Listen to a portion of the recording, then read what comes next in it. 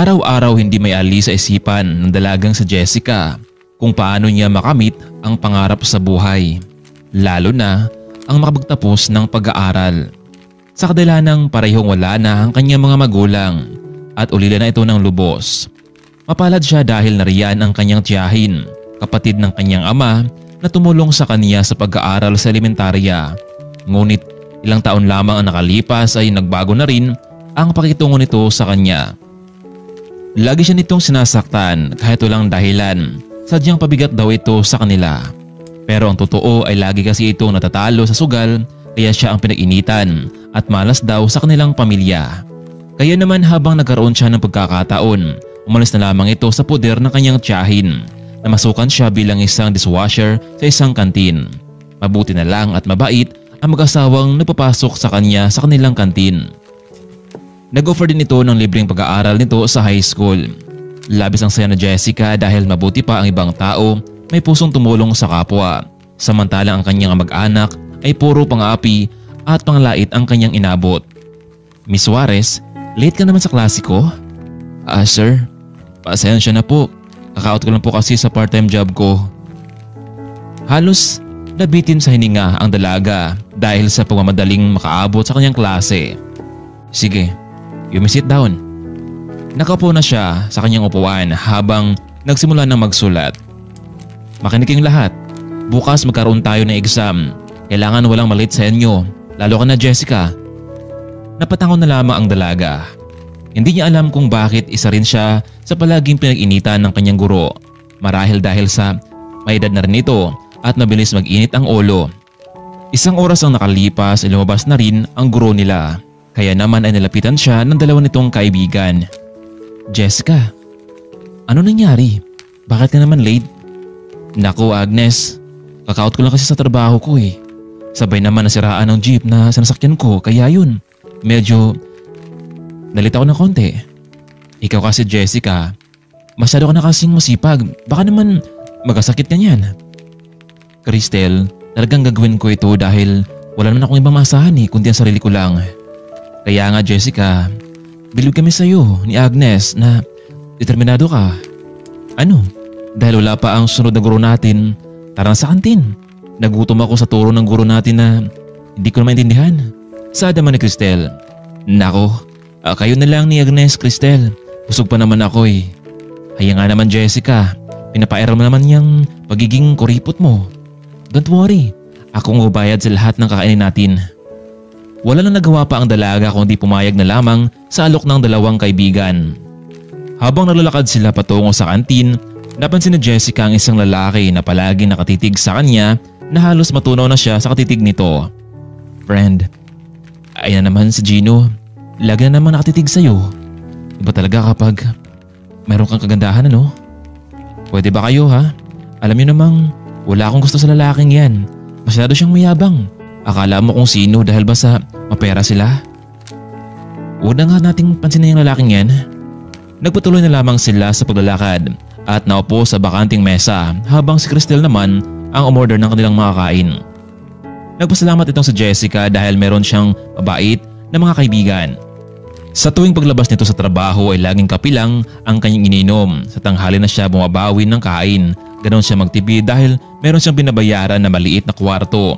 At listusin pa sa pang-araw-araw kahit na libre ang binibigay sa mag-asawa. Ngunit nahiya na ito sa offer nila kaya sa tuwing sahuran ay naglalaan siya talaga ng pera para sa kanyang sarili. Jessica, pagkatapos ba ng klase natin ay uwi ka na rin ba sa apartment mo? Nako, hindi pa Cristel. May sunod pa ako na part-time job kahit 4 na oras lamang iyon ay mahalaga pa rin sa akin. Jessica, tanggapin mo na kasi ang alok ni na mom at dad na sa bahay ka na tumira. Nasa trabaho naman sila araw-araw at wala akong kasama doon maliban na lang sa yaya namin. Isinama kasi noon ni Cristel ang kaklase sa kanilang bahay at doon niya nakilala ang mga magulang nito. Nantig ang puso na mag-asawa sa buhay ni Jessica kaya naman nag-offer nito na doon na lamang tumira. Nagpasalamat naman ang dalaga sa pagiging matulungin ng mga ito pero tinanggihan niya yon. Gusto niyang mamuhay sa sarili nitong pagsisikap. Mayaman ang mga magulang ni na Agnes at Cristel, kaya naman ito ang laging taya sa tuwing meron silang hangout. Patapos ng kanilang buong klase ay nagpaalam na itong si Jessica para pumasok bilang waitress sa isang restaurant. 4 na oras na naman ang kanyang lalaan dito. Ganun kadesidido ang dalaga lalo na sa pagpasok nito sa kolehiyo.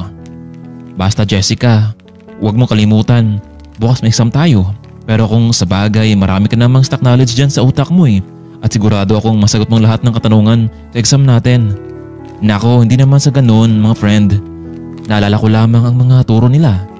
Kaya nga sana ganun din kami katalino katulad mo. Nako Agnes, Cristel, ang mahalaga ay makapasa tayo sa buong taon. Tuloy na ngang lumabas ng campus itong si Jessica. Sumakay agad ito ng tricycle patungo sa restaurant na pinapasukan. Habang nasa loob ng sasakyan ay naglagay na rin ito ng kaunting make-up para naman hindi mahalata na haggard ito dahil ilang oras lamang ang kanyang tulog. Pagdating sa restaurant ay nagtungo ito sa locker room para magbihis.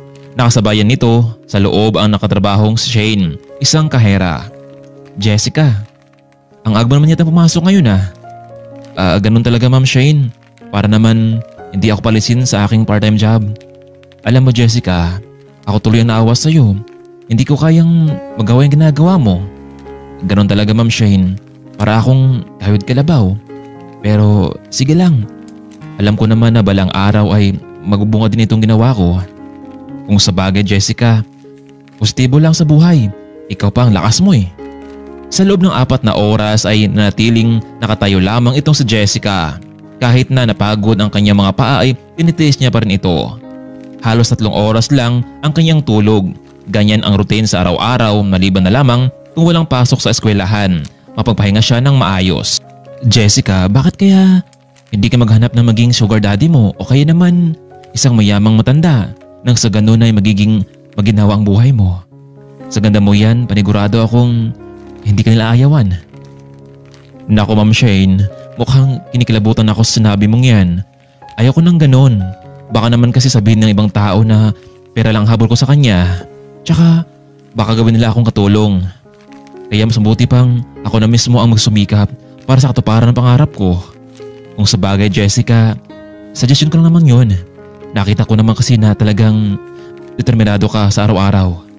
Matapos nilang magbihis ay nagtungo na sila sa kanilang posisyon bilang cashier at waitress at hindi na malaya na Jessica na oras na pala ng uwian. Agad naman ito nagpaalam sa mga coworker at manager na siyang nagpapasok sa kanya. Kaya paglabas nito ng restaurant ay halos wala nitong lakas pa pero pinipilit niyang makauwi sa bahay. Matapos ang 4 na oras na duty ay umuwi na nga ang dalaga. Pagkarating sa bahay ay sumulyap muna ito ng review para sa exam kinabukasan. Bumangon na naman ito sa madaling araw. Katulad ng nakagawian, papasok muna ito sa isang maliit na kantin hanggang alas 7 ng umaga. Miss Suarez, mabuti naman at maaga kang nakarating dito. Dahil magsimula na ang inyong pagsulit. Napatango na lamang itong si Jessica bilang pagsang-ayon. Halos 20 minutos lamang ang oras na kanilang pagsusulit. Hindi naman hirapan itong si Jessica dahil alam naman ito ang mga sagot. Pwera na lamang sa dalawang kaibigan na medyo nahirapan. Hay, mabuti naman at natapos na din ang exam natin. Mukhang nahirapan ako dun At kailangan natin mag-relax ngayon, hindi ba Agnes? Naku Cristel, yan ang gusto ko. Since na walang pasok naman bukas dahil Sabado, why not? Napalingon ng dalawa kay Jessica. Oops, anong tinitigan nyo din dalawa? Alam niyo namang may pasok ko diba kapag Sabado, kaya huwag niyo na akong isama. Naku Agnes, papayag ka ba doon? Mukhang hindi tayo magiging masaya kung wala si Jessica. Jessica, Sabado naman bukas. May alam akong isang big time na party. Take note, puro mga bilyonaryo ang naroon. Siguradong isa sa atin na makabingwit ng malaking isda. Magpaalam ka lang sa manager mo. Panigurado naman ako na papayag din yun. Naku Agnes, Cristel, kayo na lang, pwede ba? Jessica, hindi pwede. Magkano ba ang araw mo? Kami na magbayad ni Agnes. Magkano? 5,000 ba? Sige na Jessica, please. Alam mo ba ang minsan lang ito mangyari sa atin kaya i-grab mo na. Kami nang bahala sa isuot mo. Hindi na nagawang tumanggi pa ng dalaga. Jessica, sumakay ka na. Sabay ka na sa amin ni Agnes. Sa bahay na tayo matulog. Total naman ay mag-isa lang ako sa bahay. Magpaalam tayo kay daddy at mommy. Bago umuwi ang tatlo, nagtungo na sila sa mall para bumili ng mga gown na isuot at isang maskara na natakip sa kanilang muka upang hindi sila makilala na mga bilyonaryo na pawang mga estudyante pa lamang sila. Maya-maya pa pagdating na sa bahay ay naroon na ang mga magulang nitong si Cristel. "O Iha, anong meron? Mukhang plano niya mag-hangout ngayon ha. Isasama niyo ba si Jessica? Remember? Bata pa kayo ha?" "Ma'am, 19 na po ako ngayon. Tsaka yung dalawa 18 na. Kaya ma'am, please pumayag ka na." "Hay naku Cristel. Ano ba mga gawin namin? Ang daddy mo kundi pumayag na lamang. Kung saan ka masaya, okay na kami." "Naku ma'am, maraming salamat. Basta before mag-11 ng gabi, umuwi na kayo." Talagang walang hilig ito si Jessica sa mga hangout, pero dahil sa paanyaya ng mga kaibigan, kaya tuloy masusuot niya ang isang magandang gown sa unang pagkakataon. Maaga nakatulog ang tatlo, samantalang nakarelax naman itong si Jessica. Pumayag naman kasi ang kumpanya na absent siya kinabukasan. Suot na Jessica ang isang gown at mapapansin talaga ito ng mga kalakihan kapag nakasalubong ito. Ngunit nakatakip pa rin ang kanilang mga mukha upang hindi sila makilala. "Cristel, Agnes, kinakabahan ako. Tingnan niyo, ang daming tao dito." "Oo Jessica, lahat ng narito ay mga bilyonaryo, kaya kapag may nakausap kang gwapo, sunggaban mo na." "Ano? Nakadiri ka naman Agnes. Hindi naman ako ganun ah." "O siya, basta dumikit ka lang sa amin, pero kapag may pagkakataon ka ng pumili, magpakilala ka agad." Para kay Jessica, isang romantiko ang gabing iyon, ngunit kailangan niyang maging alerto sa lahat ng pagkakataon. Wala na nagawa pa ang dalaga kundi magpatangay na lamang sa kanyang mga kaibigan dahil sa sobrang dami ng tao ay halos hindi niya na makita pa itong si Agnes, samantalang si Cristel naman ay may kausap ding isang lalaki. Inosente siyang pagdating sa ganitong kasiyahan. Maya-maya pa may lumapit sa kanyang isang lalaki. "Hi? Oh, what's your name? Anyway, I'm Charles. Nice to meet you." I'm Jessica." "Wow, ang ganda naman ng pangalan mo. Can you join with me? May mga kasama ka ba dito ngayon?" Oo meron. Nawala lang sila ng bigla eh."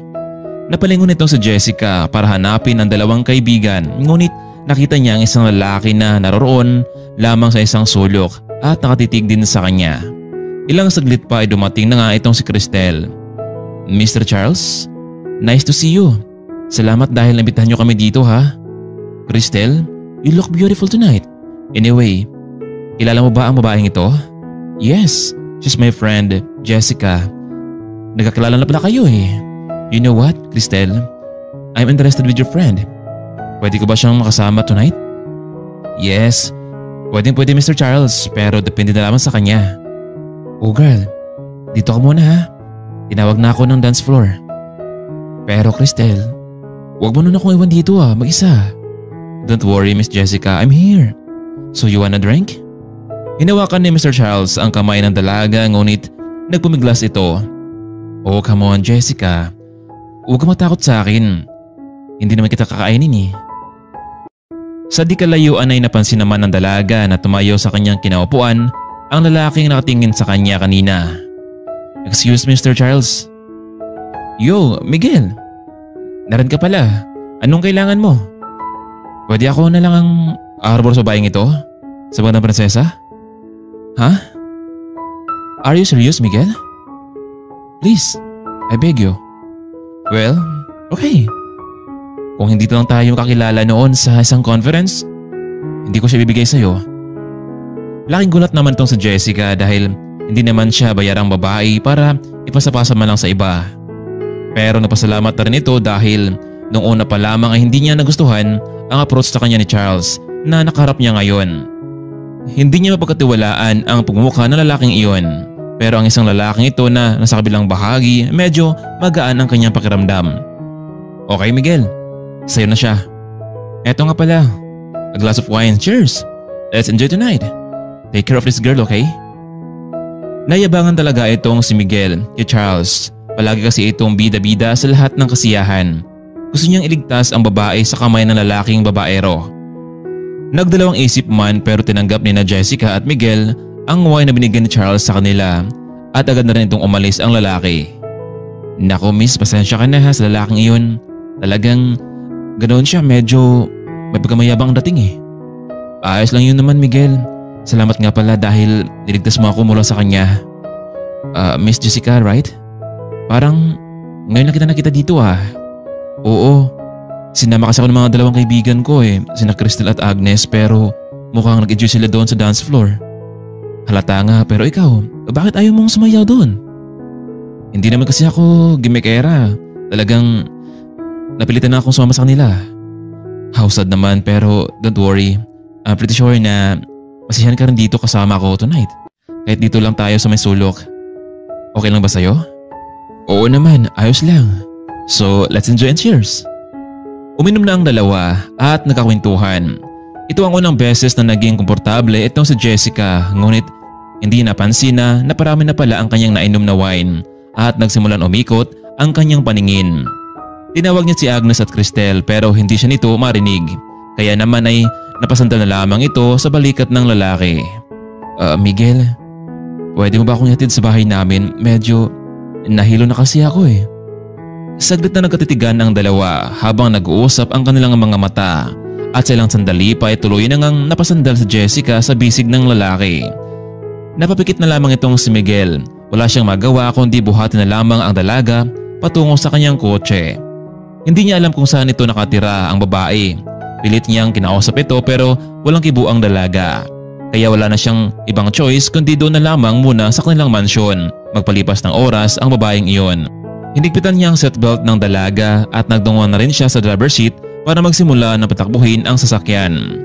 Ilang minuto lamang nakalipas ay tila may napansin ang lalaki. Medyo nahilo na rin ito at nag-iinit ang kanyang katawan. Alam niyang hindi pa siya lasing dahil kaunti lang naman ang kanyang nainom kanina. Pero pumasok sa kanyang isipan na baka may ginawa itong si Charles sa kanilang ininom. Tumingin siya sa may side mirror. Nakita niyang hindi komportable itong si Jessica. Kaya naman ay tinanggal nito ang kanyang suot na maskara. Nakita ni Miguel ang sobrang ganda ng dalaga at patuloy nag-init ang kanyang damdamin. Kaya naman mas binilisan itong pagpapatakbo ng sasakyan bago pa siya makatulog dahil naramdaman niya na nahilo na rin ito. Nakarating na sila sa harapan ng mansyon. Tahimik ang paligid kaya agad binuhat ni Miguel ang dalaga at dala ito sa kanyang kwarto para maging maayos ang tulog niya. Pabukas ng kwarto ay ibinaba ng binata si Jessica sa may kama. Napailing na lamang ang babae dahil sobrang init ng paligid. Matapos niyang nilagay ang kumot ay akma na sana siyang aalis. Bigla na lamang ay tinanggal ni Jessica ang suot nitong gown dahil sa sobrang init sa kanyang pakiramdam. Laking gulat naman itong si Miguel dahil nasa kanyang harapan ngayon ang magandang babae at wala na itong saplot. Hindi niya alam ang gagawin, mas lalo tuloy siyang pinapawisan. Para makaiwas sa tukso ay nagtungo na lamang ito sa bathroom para maligo at pakalmahin ang sarili. Ngunit hindi niya inaasahan ang pangyayari. Biglang pumasok sa loob ng bathroom ang dalaga dahil nainitan din ito. Pero mas lalong nag-iba ang pakiramdam ni Miguel. Naku, isang gwapong lalaki. Sana hindi ito isang panaginip. Biglang hinalikan ni Jessica ang binata na inakala niyang nasa panaginip lamang ito. Gusto namang umiwas ni Miguel dahil alam niyang hyper ang babae dahil sa nainom nitong wine na ibinigay ni Charles. Ngunit hindi niya na napigilan ang sarili. Isang pagkain na nasa kanyang harapan, bakit hindi pa niya kakainin? Kaya naman sa oras na iyon ay nag-aalab na nga ang kanilang damdamin hanggang sa tuloy na silang nakatulog. Unang nagising itong si Jessica dahil sa sinag ng araw na tumama sa kanyang mata. Naalala niyang may pasok na pala sa trabaho kaya agad na itong bumangon. Ngunit laking gulat nito nang may nahawakan siyang isang kamay at paglingon nito, isang lalaki ang mahimbing na natutulog. Hindi niya alam kung bakit narito sa ngayon sa isang hindi pamilyar na lugar. Kaya naman dahil sa sobrang takot ay agad siyang tumayo. Pero napansin niyang wala siyang saplot. Bigla na lamang tumulo ang luha sa kanyang mata marahil may nangyari sa kanila ng lalaking iyon. Pagkatapos magbihis ay dahan-dahan siyang lumabas ng kwarto. Bagamat masakit ang kanyang katawan, gusto niyang makawala sa lugar na iyon bago pa magising ang lalaki. Palabas na ito ng kwarto ngunit nagulat siya dahil napakaraming media ang nasa labas.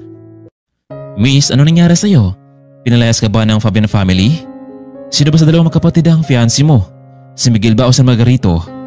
Walang naging imik itong si Jessica at tuloy ang lumabas na sa malaking mansyon. Kahit masakit ang kalamnan ay mabilis siyang naglakad papalayo. Ilang minuto ang nakalipas ay nakarating na ito sa highway at pumara ng taxi. Isa pa rin sa katanungan ngayon ni Jessica kung bakit narito siya, alam niyang nasa isang party lamang siya kagabi. Habang nasa loob ng taxi ay hindi niya mapigilan ang mapamatak ang luha sa kanyang mata dahil alam niyang wala na ang kanyang pinag-ingatang dangal na para sana sa magiging asawa nito. Nakarating na rin sa bahay, mabuti na lang at wala pang gaanong tao sa eskinita na kanyang nilalakaran. Pagdating sa kanyang kwarto ay muli siyang nahiga at inalala ang nakaraan. Samantalang kakagising lamang ni Miguel pero hindi niya naabutan ang babae na nakahiga. Napansin niya na lamang na medyo may bahid ng dugo sa kanyang kama kaya pumasok sa kanyang isipan na siya ang nakakuha sa dignidad ng babaeng iyon. Maya-maya pa may kumatok sa kanyang pinto. "Miguel, gumising ka na. Pinapatawag ka ni Daddy." Saad ng kanyang kapatid. Bakit daw Margarito?" "Hindi ko alam. Ikaw nang paliwanag sa kanya." "Sige, pakisabi na susunod na ako." Good morning Dad. Bakit niyo po ako pinatawag?" "Miguel, alam mo bang ginagawa mo?" "Dad, anong ibig mong sabihin?" "Miguel, hindi ba binalaan na kita na huwag ka nang magpadala ng babae dito sa mansyon? Tingnan mo, nakita kanina ng mga media ang paglabas ng babae dito sa bahay natin. Hindi ba palagi kong sinasabi sa iyo na tumigil ka na? Pero Dad, wala namang naging kami. Dinala ko lamang siya dito dahil nakita ko siyang lasing doon sa lugar kung saan ay naganap ang isang malaking event. Tinulungan ko lamang siya, Dad." "Nako, lumang tutugin na yan Miguel ah. Alam kong kalidad mo. Mahilig ka sa babae at kapag nagsawa ka na ay iwan mo rin siya. Hindi kita pinalaki ng ganyan Miguel ah. Dad, promise, walang naging kami ng babaeng iyon. Naawa lang ako sa kanya. Ano, sabihin mo sa akin. May nangyari ba sa inyo dalawa?" Dad, hindi ko naman yun kagustuhan eh. Alam mo bang pinahanap ko na ang babaeng iyon? And guess what Miguel? Isang 18 years old pa lamang ang batang iyon at mag-aaral pa lamang sa kolehiyo nito sunod na pasukan. 2 part-time job ang pinasukan niya para pangtustos sa sarili niya. Ano nakain mo at pinatulan mo ang batang iyon? Alam mo, kapag kumalat sa buong bansa, hihina ang negasyon natin at ikaw ang sisihin ko Miguel. Kaya isa sa magandang solusyon dito, hanapin niyo ang babaeng iyon at gusto ko siyang makausap. Miguel, sabihin mo sa akin, ikaw ba nakauna sa babaeng iyon? Magtapat ka." Dad, ako nga." "Mabuti kung ganun." Pinapahanap ni Don Ramon itong si Jessica para makausap ito ng masinsinan. Samantalang hindi makamove on naman itong si Jessica kaya naman 2 araw itong hindi pumasok sa eskwela at sa trabaho. Kinabukasan maaga itong nagising at nagtungo na sa una nitong trabaho sa isang kantin. Humingi siya ng tawad sa mag-asawa dahil hindi siya nakapasok ng 2 araw. Nasa loob na siya ng eskwelahan. Pagpasok sa loob, nakita niya sina Agnes at Cristel habang nakatingin sa kanya. "Nako Jessica, alam mo bang nag-alala kami sa iyo dahil bigla ka na lang nawala sa venue. Dagdag pa 2 araw kang hindi pumasok sa klase natin. Hinahanap ko ng guro natin. Alam mo bang ikaw ang may highest score sa exam natin? Pero nagalit naman ng guro natin dahil hindi ka naman pumasok eh. Ano ba nangyari Jessica? Bigla ka rin nawala sa party." Hindi alam ni Jessica ang gagawin kung umarahin niya ang kanyang kaibigan at wag nang kausapin ito dahil sa party na iyon ay nakuha ang kanyang pagkatao. Sana lang hindi magbunga ang pangyayari kung hindi mawala ang lahat ng kanyang pinaghirapan. "Hoy Jessica, nakikinig ka ba?" Sorry. Sabi mo nga sa amin noong umalis ka ba sa party, may nakilala ka bang ibang milyonaryo? Wala. Pasensya na kung nauna akong mauwi sa inyo ha, medyo nalasing na kasi ako eh. Hay nako Jessica, kung hindi ka lang namin kaibigan, ay nako, iwan ko na lang. Pero babayaran ka pa rin namin sa halagang 5K kahit hindi mo natapos yung party. Anyway, pinapasabi pala ng guro natin na sa sunod na linggo ay bigayan na ng card natin. Excited na ako para sa pasok natin sa kolehiyo. Saad naman ang 2 kaibigan ni Jessica. Samantalang siya ay hindi pa niya alam kung makapag-aral pa ito, lalo na kung magbunga ang gabing iyon. Panigurado namang hindi siya panagutan ng lalaking iyon. Isa lamang siyang lupa at langit ang lalaki. In short, basura lamang siya sa kanyang tingin. Makalipas ng ilang linggo, muling nagtungo ito si Jessica sa campus para kunin ang card. Naroon din sina Agnes at Cristel. Excited na sila sa graduation day at sa pagpasok sa kolehiyo. "Jessica, ikaw ha, parang hindi ka na yata naparamdam sa amin ah." "Naku Agnes, Cristel, alam niyo naman na abala ako sa trabaho ko at saka Nag-ipon talaga ako ng pera para sa pagpasok sa kolehiyo. Hoy Jessica, siguraduhin mo lang attend ka ng relasyon natin. Napatungo na lamang ang dalaga. Gusto niyang sisihin ang dalawang babae na nasa kanyang harapan ngayon pero hindi naman nila ginusto ang nangyari. Agnes, Cristel, mauna na akong umuwi ha. May pasok pa kasi ako sa restaurant eh. Jessica, hindi ka ba sasama sa amin ni Agnes para kumain sa labas? Treat ko naman eh. Nako, maraming salamat pero kailan ko munang pumasok sa trabaho, baka naman kasi bigla na lang akong tanggalin. Ikaw ang bahala Jessica. Umalis nito sa Jessica mula sa gate ng campus. Sa hindi kalayuan, naglakad ito naghihintay ng tricycle na masakyan. Pero biglang may isang sasakyan ang huminto sa kanyang harapan. Miss? Ikaw ba si Miss Jessica Suarez? Yes po, bakit niyo po ako kilala? May kailangan po ba kayo sa akin? Miss, napagutusan lamang kami ng boss namin. Sumama ka na lang sa amin para walang gulo. Nagmatigas itong si Jessica. Sino ba kayo? Hindi ako sasama sa inyo dahil hindi ko kayo kilala. Pasensya ka na miss pero kailangan naming gawin ito. Biglang hinawakan ng lalaki ang balikat ni Jessica kaya naman hindi na ito makapalag pa at pumasok na sa loob ng sasakyan. Tinalian nito ang mga kamay, nakapiring at nakabusal ang kanyang bibig. Inisip ni Jessica na baka dito na magtatapos ang kanyang buhay at mawawala ang lahat ng kanyang pangarap. Halos kalahating oras ang nakalipas, huminto na ang sasakyan kaya naman inilabas na siya mula sa loob. Mukhang pamilyar sa kanya ang lugar na iyon. Hindi nga siya nagkamali, yun ang malaking mansyon na pinagdalhan sa kanya noong nakaraan. Welcome Jessica Suarez. Sad naman Don Ramon. Bakit po ako narito? May nagawa po ba ako sa inyo? Wala naman Miss Suarez, pero yung anak ko ang may kasalanan nito eh. Maya-maya palabas na itong si Miguel. Miguel, sa ayaw sa gusto mo, ikakasal kayo nitong si Miss Suarez sa mas madaling panahon. Dad, nagbibiro ba kayo? Magpapakasal ako sa babaeng yan? No way! Laking gulat naman itong si Jessica sa kanyang narinig. Iha, alam kong may kasalanan ng anak ko sa iyo. Huwag kang mag-alala. Magpapakasal kayo, sagot ko na lahat ng gastusin. Pero Dad, nahibang na ba kayo? Miguel, pinaprotektahan ko lamang ang kumpanya natin. Tutol si Miguel sa naging desisyon ng kanyang ama na ipakasal ito sa babaeng isang beses pa lamang niyang nakita. Miguel, huwag kang nakumontra dito dahil ako pa rin ang masusunod sa bahay na ito. Iha, simula ngayon, dito ako na sa mansyon manirahan. Yung pag-aaral mo sa kolehiyo, sagot ko na ang lahat. Dad, bakit ba? Ano ba meron sa kanya? Look Miguel, hindi mo ba naisip yun ha? Sa dami-dami ng babaeng din mo dito sa mansyon, siya lang ang walang imik kahit na argabyado pa. Hindi siya gumawa ng aksyon para pirahan tayo. Hindi katulad ng mga babaeng din mo dito, mukhang pera. Dad, wala naman siguro mawawala kung babayaran natin ang babaeng ito para tumahimik na lamang.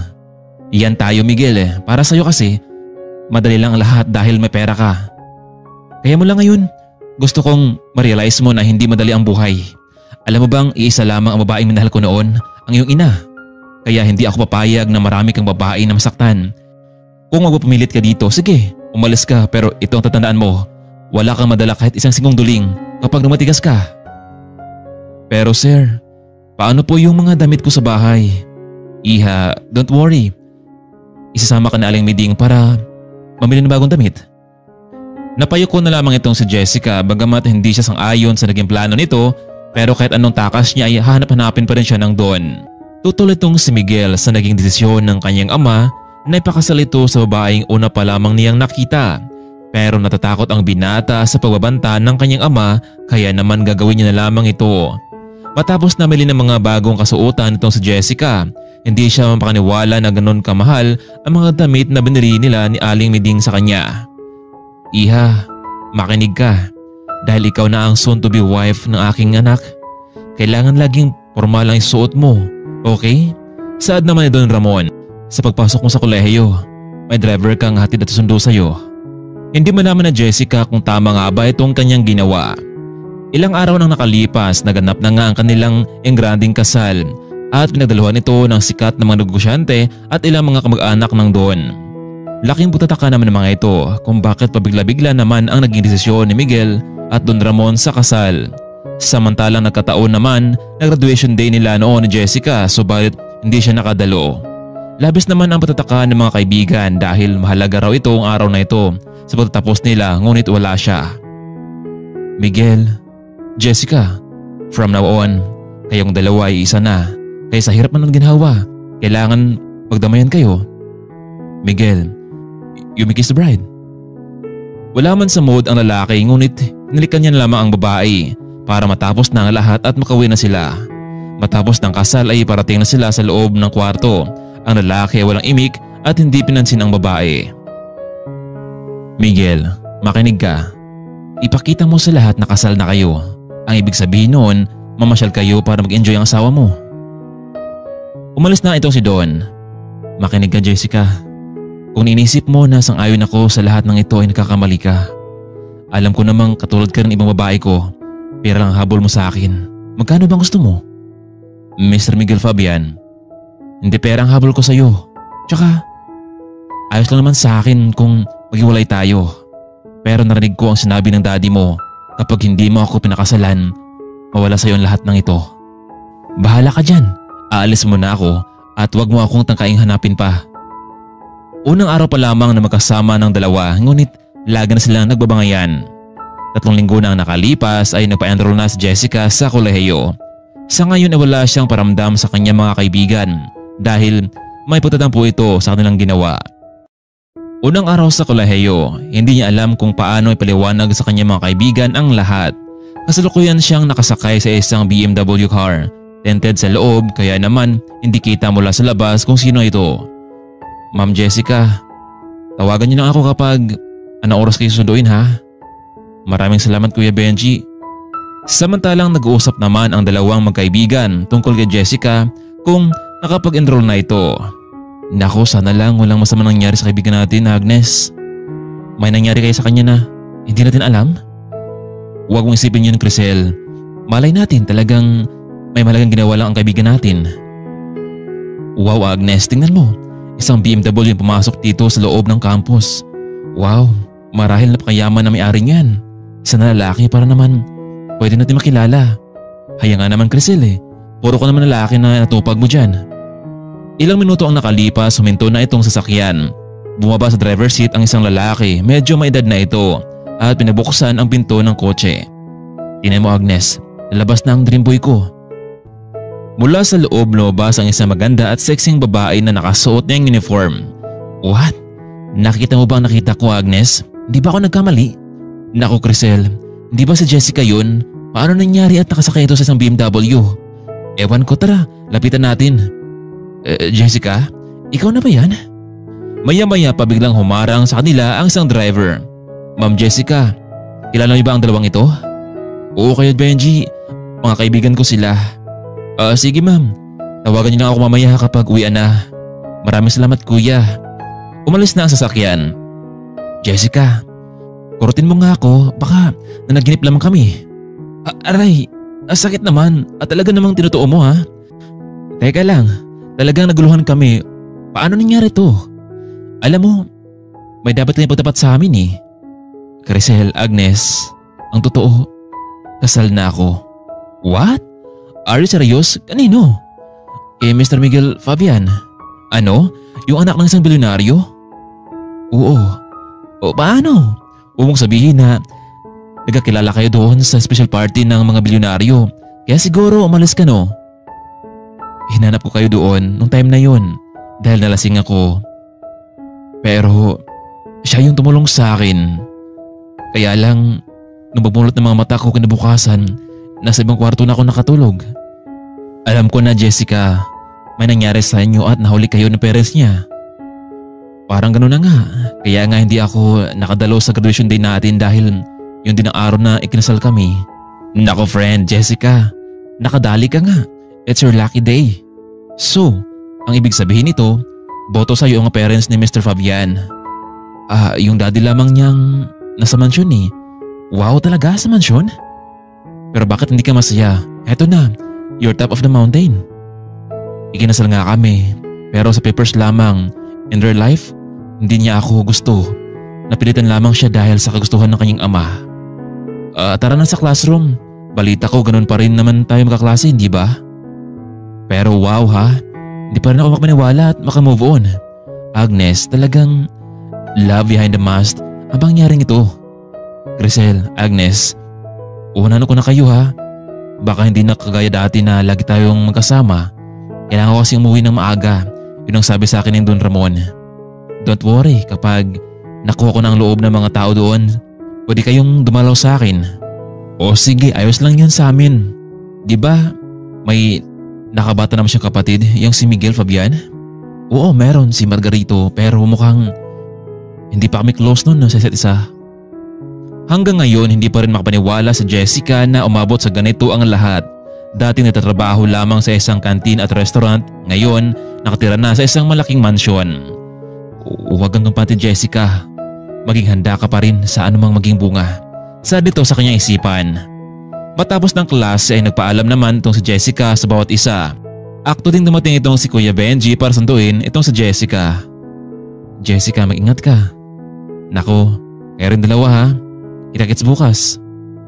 Ma'am, pinapasabi po ni Don Ramon na alis muna ito ng ilang araw dahil meron siyang mahalagang conference sa ibang bansa. Kuya, si Miguel, nasa mansyon ba? Wala ma'am. Nasa office siya ngayon, siya muna nang mahala doon. Narayan din naman si Margarito at Yaya Miding, sila ang makasama natin palagi sa mansyon. Hapon na sila nakauwi sa mansyon. Kaya nagtungo na itong si Jessica sa kwarto para magbihis at pagkatapos ay kakain na ng hapunan. Ngunit nakalimutan niyang ilak ang pinto kaya laking gulat niya sa pangyayari. Kuya Miguel, pahiram muna ako ng laptop mo. May gagawin lang ako. Ay bastos ka. Hindi ka ba marunong kumatok sa pinto ha? Wow, you look pretty ngayon ah. Kaya siguro nadali mo si kuya no? Dahil nilalandi mo ang kuya ko. Pwede ba, Margarito? Lumabas ka na sa kwarto. Kundi isusumbong kita sa daddy mo. Relax ka lang Jessica. Gusto ko lang naman kasing hiramin ang asawa ni kuya. I mean, yung laptop niya. Wala si Miguel dito. Alam mo naman siguro na nasa office ang kuya mo.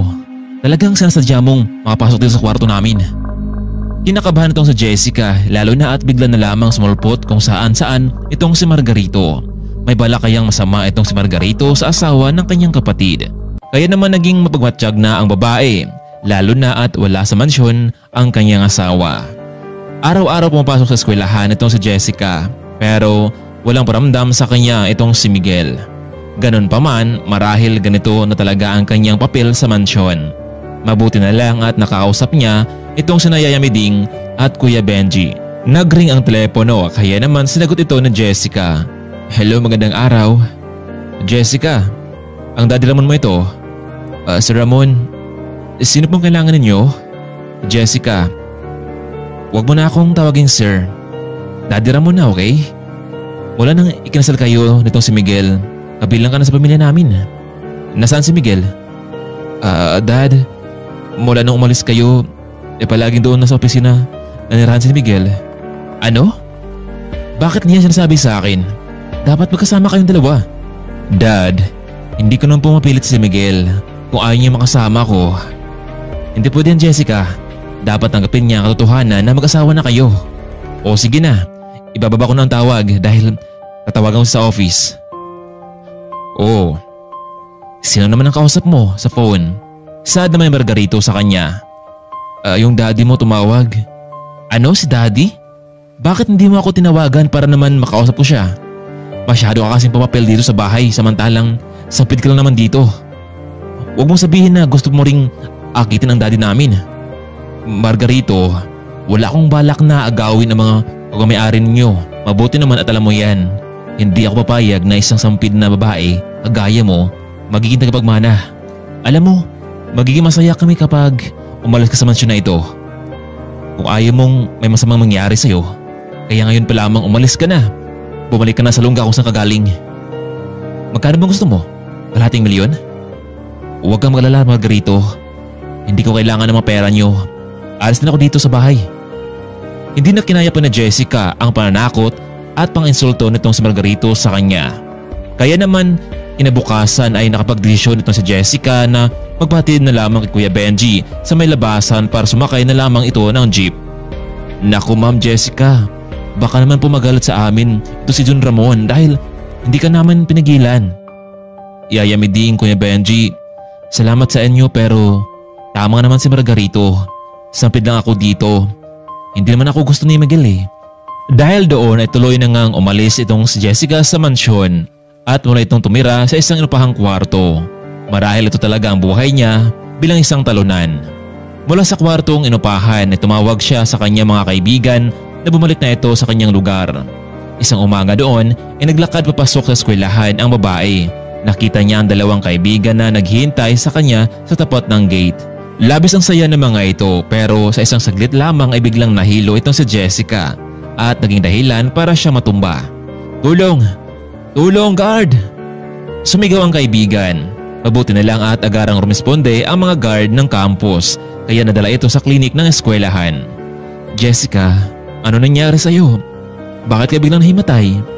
Ewan ko Agnes, Crisel, ngayon ko lamang ito naranasan eh. Hindi ka kaya buntis, Jessica? Naku, wag naman sana. Ngayon pang umalis na ako sa mansyon. Hindi ko masikmura ang ugali ng kapatid ni Miguel. Isa pa, laging sa office ang sawa ko at walang time sa akin. Isang malaking eskwelahan ang pinapasukan ng magkaibigan. Kaya meron ito doong private doctor na siyang nakaschedule sa eskwelahan. Doc, kumusta po ang kaibigan namin? Nako, Miss Jessica. Hindi ko alam kung matutuwa ka dito o matanggap mong totoo. Doc, ano bang ibig niyong sabihin? Miss Jessica, it's positive. You are 3 weeks pregnant. Ano? Hindi ito maaari, Doc. Iha, hindi ko alam kung nasa plano ito pero walang kasalanan ng baby dito. Wow, congrats Jessica. Huwag kang na mag-alala dahil narito naman kami ng kaibigan mo para tumulong sa'yo. Hindi mo ba ito papaalam sa asawa mo? Crisel, Agnes, hindi ko ito papaalam sa kanya dahil paniguradong walang balak sa Miguel na panagutan ako. Hindi pwede yun, Jessica. Kailangang malaman ito ng lahat, lalo na si Don Ramon. Please Agnes, Crisel, huwag niyo ipalam sa kanila. Gusto kong tahimik ang buhay ko. Kakayanin ko itong alagaan at palakihin ang batang ito. Samantalang tumawag naman sa office itong si Don Ramon. Hello? Miguel, ano itong nabalitaan ko? Hindi ka daw umuwi sa bahay? Pinabayaan mo itong si Jessica? Dad, hindi naman kasi nakatulong sa negosyo ang babaeng yon. Isa pa, hindi ko rin naman sinasadya na mangyari ang bagay nun sa amin. Bakit ganyan katigas ang ulo mo, Miguel ha? Basta Dad, kung matitiis niya ako, manatili siya sa bahay. Basta Dad, kung matitiis niya ako, manatili siya sa bahay. Pero kung hindi, malaya siyang umalis. Sige na Dad, may trabaho pa ako. Ilang araw ang nakalipas ay napauwi itong si Miguel sa mansyon. Yaya Miding, nasaan si Jessica? Naku sir, wala na po si Jessica dito. Naku Sir Miguel, wala na po si Jessica dito dahil… Naku Sir Miguel, wala na po si Jessica dito eh. Pinigilan namin pero talagang ayaw magpaawat eh. Si Margarito nasaan? Ayun po sa kanyang kwarto. O sige na, akit mo na ako sa kwarto ko. Masaya itong si Miguel dahil sa wakas ay sumuko na rin itong babae. O kuya, narito ka pala. Sayang, hindi mo na nabutan pa ang asawa mo. Alam mo bang, ang kinis pala ng asawa mo? Ano ang ibig mo sabihin Margarito? Wala lang. Pinapasok na niya ako sa kanyang kwarto. At wala akong masabi. Tarantado ka Margarito. Pati ba sa Jessica pinatos mo pa?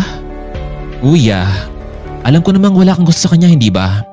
Kung pwede lang sana, ibigay mo siya sa akin. Ako na ang bahala sa kanya. Wala ka ba talaga magawang matino Margarito ha sa buhay mo? Sumusobra ka na. Kuya, alam ko naman na wala kang gusto sa kanya eh, kaya ibalato mo na sa akin. Matutuwa pa ako. Biglang sinapak ni Miguel itong si Margarito. Wala kang kwenta Margarito. Kuya, ikaw ang walang kwenta dahil sinasaktan mo ang babaeng iyon. Umalis na lamang si Miguel. Samantalang hawak-hawak naman ni Margarito ang kanyang pisngi dahil sa sobrang sakit nito. Nasuntok mula kay Miguel. Lumipas ng 5 buwan. Napilitang tumigil sa pag-aaral ito si Jessica. Alam niya kasi sa kanyang sarili na medyo nahirapan siya dahil sa kanyang sitwasyon. Mabuti na lang at nariyan pa rin ang kanyang mga kaibigan upang tumulong sa kanya. Naglalakad noon si Jessica patungo sa palengke para mamili ng mga prutas na para sa kanyang sarili. Hindi niya inaasahan na magkita sila doon ni Miguel habang napadaan ito. Ikinagulat ng lalaki dahil malaki na ang tiyan nitong si Jessica kaya naman ay agad niya itong hinintuan. Jessica, pumasok ka sa loob. Ano ang ginagawa mo, Miguel? Hindi ba wala ka namang pakialam sa akin? Sinasabi ko na nga ba sa'yo eh. Nakipaglandian ka sa ibang lalaki. Yan na ba ang bunga ng pagtataksil mo sa akin? Biglang sinampal na Jessica ang lalaki. Anong pinagsasabi mo, Miguel ha? Nakuha mo lang ang pagkababae ko tapos ngayon sasabihin mo sa akin sa harapan ko na may iba akong lalaki? Kung wala ka lang ginawa sa akin noon, dapat hindi ganitong buhay ko ngayon. Dapat sana mag-aaral pa ako sa kolehiyo. Matupad ko ang mga pangarap ko sa buhay. Pero dahil sa bata na ito, sinapupunan kong ito, mawala ang pangarap ko. Pero ayos lang yun. Wala kang pakialam dito, di ba? Kaya ako na ang gagawa nitong paraan para lumaki ang batang ito. Sandali lang, Jessica. Anong ibig mong sabihin? Akin ang batang yan? Miguel, kanino pa? Kundi sa'yo, pero alam ko naman na isa kang irresponsableng lalaki, di ba? Akma na babae itong si Jessica. Huwag kang malis, Jessica. Pakiusap. Sorry kung naging matigas ang puso ko sa'yo. Pero ang totoo, noong hindi kita nakita na ilang mga buwan, hinahanap kita. Narealize ko na nagkamali ako. Tama si Daddy. Ginawa ko ito, dapat ko itong panindigan. Nakausap ko si Margarito. Sorry sa naging asal ng kapatid ko.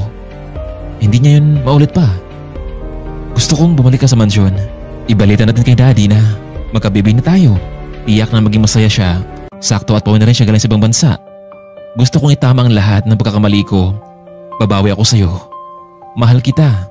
Ang totoo, hindi na kita makalimutan pa mula noon. Pero talagang nangingibabaw talaga yung pride ko kung bakit yun nangyari sa atin. Pero I know na kung gaano kita kamahal ngayon, kaya sorry talaga. Pero now I know kung gaano pahalaga na minamahal. Sana, Jessica, tanggapin muli ako. Miguel, ang totoo, ayaw kong lumaki ang anak ko na walang ama. Pwede naman nating itama ang lahat, di ba? At magsimula tayo ng bagong buhay kasama na magiging anak natin. Bagamat mayaman ang pamilya ng mga ito ay laking pagkamangha nila dahil mas higit pa sa yaman nila ang nakamit ni Jessica. Salamat Agnes, Crisel dahil nakadalaw kayo sa akin dito. Paano yan, friend? Matutuloy pa bang mag-aaral mo? Oo naman. Kapag isnilang ko ng baby na ito, babalik ako sa eskwelahan. Ngayon pang nagkamabutihan na kami ng asawa ko. Wow ha? Asawa talaga? Siyempre. Kahit nagalit ako sa inyong dalawa noon dahil sa nangyari sa akin, but then nagpasalamat ako sa inyo dahil sa naging buhay ko ngayon as unexpected sa buhay ko. Nagyakapan ng tatlong magkaibigan. Minsan sa buhay natin, yung tipong wala ka ng pag-asa pero magugulat ka na lamang na meron ka pang mga kaibigan na handang tumulong sa iyo pagdating man sa mga kagipitan sa buhay. Hanggang dito na lamang muna, kaibigan. Maraming salamat sa walang sawang pagsuporta sa aking munting channel. Saan ka mang sulok ng mundo naroon ngayon, lagi po tayo mag-iingat. Maraming salamat at paalam.